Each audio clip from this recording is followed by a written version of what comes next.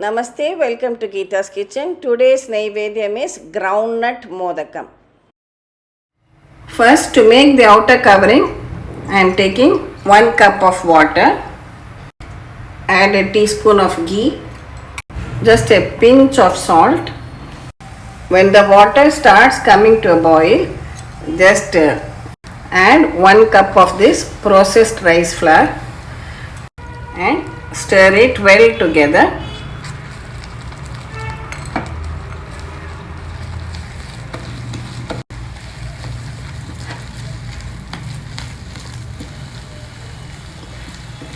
Let it all come together. Mix it without any lumps. We'll switch it off. Now I am transferring it to a wet piece of white cloth. Just cover it and allow it to rest for some time. I have already made a video on how to make this homemade rice flour. I'll give you the link in the description box. For the stuffing, I have taken 1 small cup of roasted groundnuts and peeled the skin and kept it ready. Now we just powder this in a blender jar. Just make it into a slightly coarse powder like this. Now take a spoon of ghee in a pan. Add about half a cup of fresh grated coconut. And along with this, I am adding about 1/4 cup of jaggery. Mix the two well together till the jaggery melts and it all comes together. Next, add this powdered roasted peanuts. Also, I have some powdered cardamom. I am adding that too. And again, mix everything well together. The coconut, jaggery and the groundnuts should all come together like a pranam or stuffing. See, our stuffing is ready. We can switch this off. As usual, make out small portions of this rice flour dough.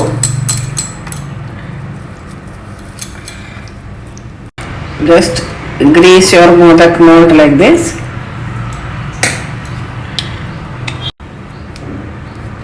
Put the rice flour dough inside and press it well along the sides.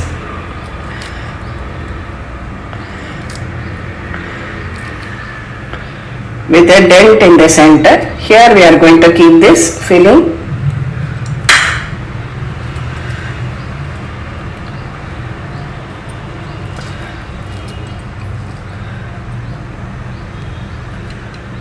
Take a small piece of dough like this and seal the top. Seal the top and remove any excess dough if there is. We can open it out and gently remove it from the mold. Your lovely peanut jaggery modak is ready. Or if you don't have a mold, as usual, make a cup shape with the dough. Keep some filling in the center and bring the sides up together and close it.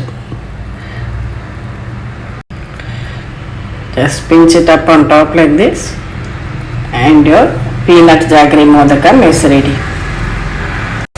The water is boiling well. Now we'll place it in a steamer for 8 minutes and allow it to steam. Our groundnut jaggery modakams are steamed and ready for Naivedyam to Ganesha. See?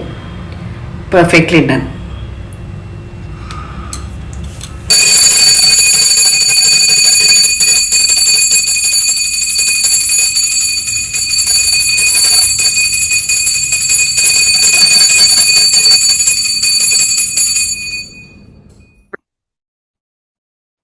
Namaste, welcome to Gita's Kitchen.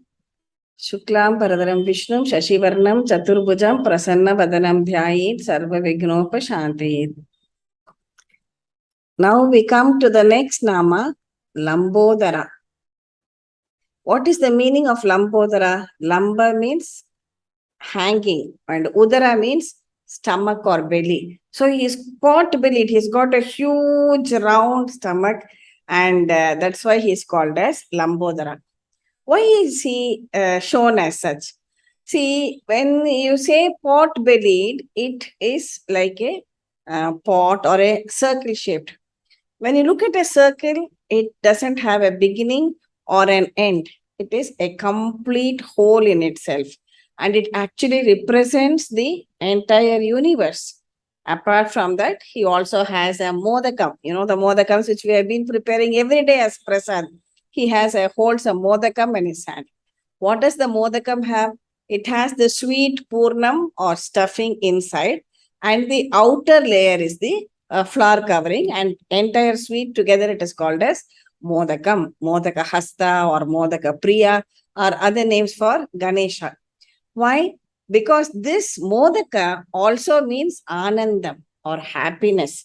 Again and again we are seeing this, that Sumukha or Modaka Hasta or Lambodara all again come back to happiness. Even if you look at it in the terms of today's scientific world and today's advancement in medical science too, it is said that people have overcome even, supposedly incurable diseases just by changing their frame of their mind, coming away from depression, thinking positive thoughts, and maybe laughing out loud. And in fact, maybe seeing something, some comedy movies or something like that, keeping a light mind always, being happy always, being cheerful always.